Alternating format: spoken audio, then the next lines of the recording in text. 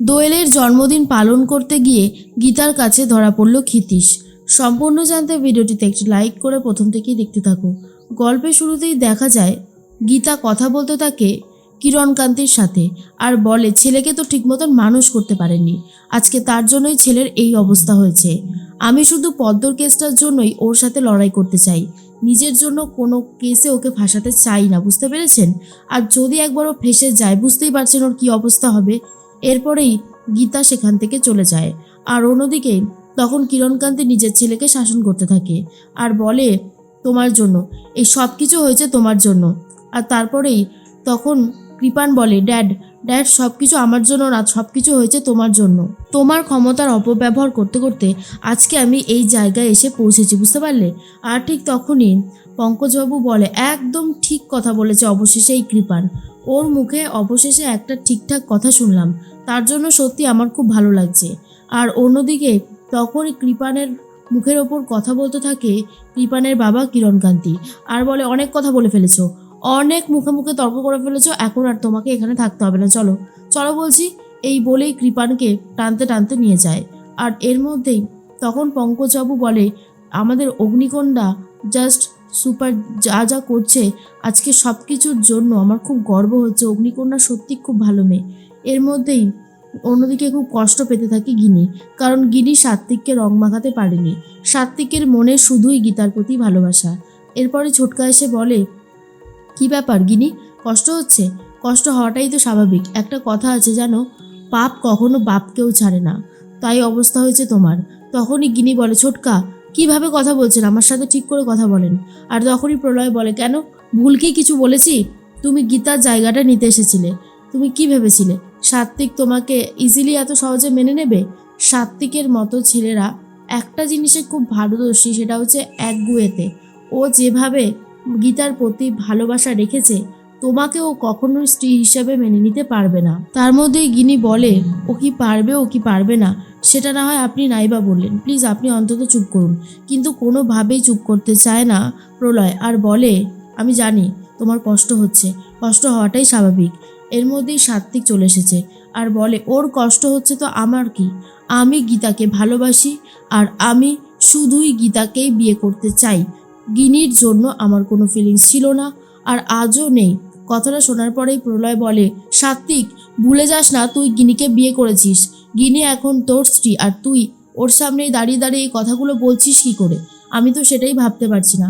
সাত্ত্বিক তখন বলে কি করব বলো, কারণ আমি তো গিনিকে ভালোবাসি না, আর গীতা স্বস্তিকের বিয়ের ব্যবস্থা আমি করছি জানো তো, কারণ আমি জানি গীতা স্বস্তিকের হাত থেকে কখনোই সিঁদুর পড়বে না সবার সামনে। ওদের তো বিয়েটাই হয়নি, এটা পুরোটাই একটা নাটক চলছে, পুরোটাই জাস্ট একটা নাটক। শোনার পরেই প্রলয় চমকে যায় আর বলে তুই কি করে জানলি, তুই কি করে জানলি এটা নাটক? সাত্ত্বিক বলে আমি সবটা জানি, আর জানি বলেই এত কিছু বলতে পারছি, না হলে আর কি করেই বা বলতাম বলো। আমার কাছে সমস্তটা ক্লিয়ার হয়ে গেছে, আমি অনেক পুরোহিত মশাইয়ের কাছে গেছি, ওখানে থাকা অনেক মন্দিরে গেছি, সবাইকে ওদের ফটো দেখিয়েছি, কেউ বলেনি যে ওদের বিয়ে দিয়েছে, সবাই বলেছে ওদেরকে চিনতেই পারছে না, চেনেই না। আর তারপরেই প্রলয়ও বুঝতে পারে এখানে অন্য রকমের একটা গল্প আছে। বাড়িতে আসার পরেই চুপচাপ বসে রয়েছে কৃপান, তখনই ফোন এসেছে আর বলে কে বলছেন? এরপরেই মেহেক বলে আমি মেহেক বলছি, এত তাড়াতাড়ি ভুলে গেলে? কৃপান তখন বলে কি হয়েছে বলো, আমার কিছু ভালো লাগছে না, যা বলার তাড়াতাড়ি বলো। মেহেক তখন বলে বাহ, আজকে আমাকে তোমার ভালো লাগছে না তাই তো? একটা সময় এই তুমি আমাকে বারবার ফোন করতে, আমি ফোন করলে তুমি খুশি হয়ে যেতে, আর আজকে এই সব কিছুই আমাকে শুনতে হচ্ছে। ভালো ভালো, খুবই ভালো। আর কৃপান তখন বলে মেহেক মেহেক আমি খুব বিপদে পড়ে গেছি, আমি তোমাকে খুব ভালোবাসি, বিশ্বাস করো, তুমি যেদিন বলবে আমি তোমাকে সেদিনই বিয়ে করে আমাদের বাড়িতে নিয়ে আসবো। আমি বদলাতে চাই, আমি নতুন করে বাঁচতে চাই, আমি আমার বাবার এই ক্ষমতার জন্যই নষ্ট হয়ে গেছে, আমি স্বীকার করছি সেটা। মেহেক তুমি আমাকে একটা সুযোগ দিতে পারো না, বলো না একটা সুযোগ তুমি আমাকে দিতে পারো না? মেহেক তখন বলে তুমি সুযোগ পেলে বদলে যাবে? আর কৃপান তখন বলে হ্যাঁ যাব, আমি একটা সুযোগ পেলে বদলে যাব, নিজেকে প্রমাণ করে দেখিয়ে দেব। কৃপানের কথা শুনে গলে যায় মেহেক আর বলে ঠিক আছে, আমি দেখছি তোমার জন্য কি ব্যবস্থা করতে পারি। আর এর মধ্যেই অগ্নিজিৎ মুখার্জি ভজনকে নিয়ে তার জুনিয়র সবাইকে নিয়ে সমস্ত হিসাব নিকেশ করতে থাকে। তার মধ্যেই চলে এসেছে গীতা আর বলে নিন শ্বশুরমশাই, চাটা খেয়ে নিন। তখন শ্বশুরমশাই বলে তুমি তুমি কেন চা এনেছো? আমি তোমার হাত থেকে চা খাবো না, তখনই গীতা বলে আমি আনতেও চাইনি, আমাকে দিদি বললো চাটা দিলে নাকি সম্পর্ক ভালো হয়। দিদিকে আমি বললাম বুঝলেন যে আপনার সাথে সম্পর্ক খুব একটা আমার ভালো হবার জন্য নয়, যা সম্পর্ক সেটা হচ্ছে সাপে নেউলে সম্পর্ক, তাই না? এরপরে অগ্নিজিৎ মুখার্জি বলে চলে যাও, চলে যাও এক্ষুনি আমার ঘর থেকে, আমি তোমাকে সহ্য করতে পারছি না। গীতা বলে সহ্য করতে পারছেন না মানে? আমি তো আপনার জন্য কিছু করিনি এখনো, তাই সহ্য হচ্ছে না? এরপর যখন কোর্টে অনেক কিছুই করব তখন আপনি কি করবেন বলুন তো? অগ্নিজিৎ মুখার্জি বলে এই চুপ করো, চুপ করো, একদম চুপ। ভজন তখন বলে এই তুই সবসময় অগ্নিজিৎ মুখার্জিকে অপমান করিস কেন বলতো? এই অগ্নিজিৎ মুখার্জির ছোট ছেলেকেই তো বিয়ে করে এই বাড়িতে এসেছিস, এই বাড়িতে রয়েছিস, তারপরেও এই মানুষটাকে অপমান করে কি সুখ তুই পাস বলবি? গীতা বলে এই মানুষটাকে আমি অপমান করতে চাই না, কিন্তু এই মানুষটা যদি নিজে অপমানিত হতে চায় তাহলে সেই দোষটা কি আমার হয়ে গেল? এরপরে অগ্নিজিৎ মুখার্জি বলে কি বলতে চাইছো তুমি, কি বলতে চাইছো? গীতা তখন বলে কেন, ভুল কি কিছু বলেছি? আপনি যদি একটাও ঠিকঠাক কেস লড়তেন তাহলে আপনার প্রতি আমার শ্রদ্ধা অনেক গুণ বেড়ে যেত। আপনি সেই সব মানুষদের থেকে টাকা নিয়েছেন যারা অপরাধী, আর সেই অপরাধীকে সরিয়ে ফেলতে, অপরাধকে সরিয়ে ফেলতে, ধামাচাপা দিতে কোটি কোটি টাকা নিয়েছেন তাদের থেকে, আর এই সব ব্যাংক ব্যালেন্স, বাড়ি গাড়ি সব কিছুই হয়েছে ওই পয়সায়। আপনি যদি একটা ভালো কেস লড়তেন, আপনি যদি একজন অপরাধীকে শাস্তি পাইয়ে দেওয়ার ব্যবস্থা করতেন, তাহলে আমি আপনাকে সত্যি মেনে নিতাম, ভালো ভাবতাম, আপনাকে শ্বশুরমশাইয়ের জায়গাটাও দিতাম।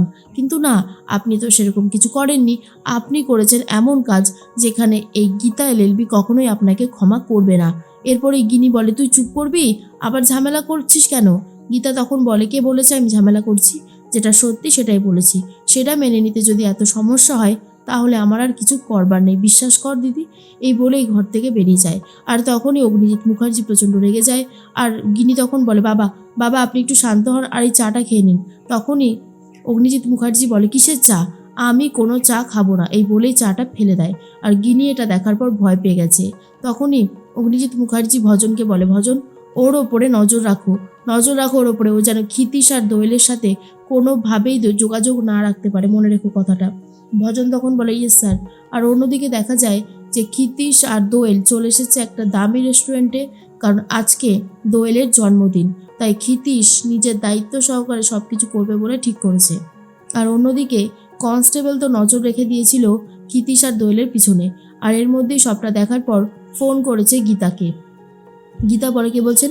এরপরে বলে আমি থানা থেকে বলছি, তুমি ঠিকই বলেছিলে, এই ক্ষিতীশ বাবু আর এই দোয়েলের মধ্যে একটা সম্পর্ক আছে। আজ দোয়েলের জন্মদিন, তাই ক্ষিতীশ একটা দামি রেস্টুরেন্টে নিয়ে এসেছে জন্মদিন উদযাপন করবে বলে। শোনার পরে গীতা তাড়াতাড়ি রেডি হয়ে চলে যায়। একটা বড় কেকও নিয়ে আসা হয়েছে যেটা দোয়েল কাটবে। তারপরেই চলে এসেছে হ্যাপি বার্থডে বলতে বলতে গীতার বলে আমি জানতাম যে দোয়েলকে আপনি ভালোবাসেন, আর দোয়েলকে ভালোবাসেন বলেই দেবরূপাকে সরিয়ে ফেলতে আপনার হাত একবারের জন্য কাঁপেনি। আর তখনই ভয় পেয়ে গেছে ক্ষিতীশ। ক্ষিতীশ বুঝতে পারে যে এই মেয়েটার জন্যই সে ধরা পড়তে চলেছে, আর সে কোনোভাবেই বাঁচতে পারবে না। দেবরূপাকে মারার জন্য শাস্তি পাবে ক্ষিতীশ।